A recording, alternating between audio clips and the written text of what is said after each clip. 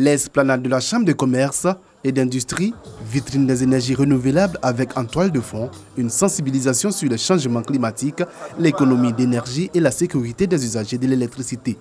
Les journées nationales de l'éco-énergie entendent ainsi participer à la communication pédagogique sur la notion de développement durable. Nous voulons vraiment donner une véritable pédagogie aux Ivoiriens de ce qu'il y a possibilité non seulement de réduire ses dépenses énergétiques, sa consommation, mais en le faisant, on fait un geste en faveur de la planète face aux défis climatiques aujourd'hui. Usagers, professionnels et experts du secteur, décideurs, tous ont exprimé la nécessité de faire la promotion des énergies renouvelables. On peut se développer sans détruire ses cours d'eau.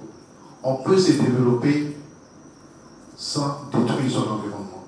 C'est pour cela qu'est né ce concept depuis les années 72 et qui a suivi son chemin et qui a été consacré en 92 avec le sommet de Rio. Le gouvernement ivoirien, pour sa part, s'est engagé à accroître à 42% la part des énergies renouvelables dans son mix énergétique d'ici à 2030. Cet engagement spécifique au niveau du secteur de l'énergie est mis en œuvre en tenant compte des spécificités du secteur, de son cadre réglementaire, de sa viabilité financière à assurer avec une contribution et un engagement des partenaires au développement, à savoir les bailleurs de fonds, les partenaires au développement privés, locaux et internationaux. Cadre d'échange, de sensibilisation mais également de formation, les journées nationales de l'éco-énergie sont ainsi animées de conférences, d'ateliers, de formation et d'expositions.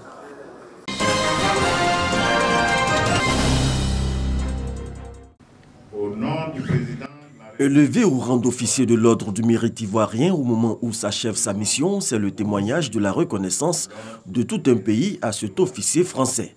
Conseiller technique sécurité au ministère de l'Intérieur et ce dans le cadre de la coopération sécuritaire bilatérale entre la Côte d'Ivoire et la France, Alain Winter aura marqué ses collaborateurs par son expertise. Là où vous partez, que vous puissiez désormais constituer pour la police nationale de Côte d'Ivoire un ambassadeur, une porte d'entrée, une oreille attentive, un homme qui connaît notre maison et qui sera nous aider également dans nos rapports de coopération avec la France. Vos visages resteront gravés dans ma mémoire. Ce fut un plaisir quotidien de vous rencontrer. Je pars alors que les perspectives me semblent plus favorables. Mais mon successeur arrive. C'est un de mes anciens élèves de l'école des commissaires. Son parcours professionnel est différent, mais tout aussi riche. En particulier, il vous sera d'une aide redoutable dans les négociations à venir avec Interpol. Alain Winter quitte la Côte d'Ivoire à la demande de son pays pour d'autres responsabilités dans la police nationale française.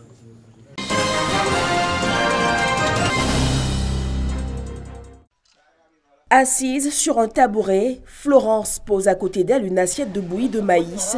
Elle déshabille sa petite fille, l'asperge d'un peu d'eau et la fait asseoir sur ses pieds. À l'aide de sa louche, Florence puise la bouillie, la verse dans le creux de sa main qu'elle colle près de la bouche de l'enfant. C'est ma grand-mère qui m'avait conseillé de le faire comme ça parce que elle a dit que si elle boit de cette manière-là, ça serait un peu mieux. Mais... Dans cette région, le gavage traditionnel des nourrissons consiste à leur faire absorber de manière régulière de l'eau chaude ou de la bouillie pour les rendre plus forts. Les enfants sont généralement gavés à partir de 3 mois et jusqu'à 2 ans dans certains cas. L'opération ne dure que quelques minutes. Si les femmes trouvent cela tout à fait normal, ils trouvent que c'est la meilleure façon même de nourrir un enfant. Elles ne connaissent pas les conséquences et l'enfant, vous verrez tout de suite après, qui est très content, qui est rattaché à sa mère, qui n'a aucun problème. Et même ces femmes vous diront que la façon dont on nourrissait les enfants à travers le gavage, c'est ça qui les empêche même d'avoir toutes les maladies qu'on a aujourd'hui, qu'on rencontre aujourd'hui. Si le recours au gavage semble marginal dans les villes, il est très généralisé dans les campagnes. D'un point de vue médical, les gavages traditionnels peuvent être dangereux, dans ce sens qu'ils peuvent entraîner une inhalation dont le bébé peut présenter des fausses routes et cela peut se compliquer Avec un arrêt cardio-respiratoire, le bébé peut être asphyxié et parfois ça peut entraîner le décès du bébé. Plusieurs organisations dénoncent, elles, qu'aucun des programmes de nutrition infantile menés dans le nord du Cameroun ne propose aux mamans des solutions de rechange pour la bonne alimentation du bébé sans lui faire courir de risques.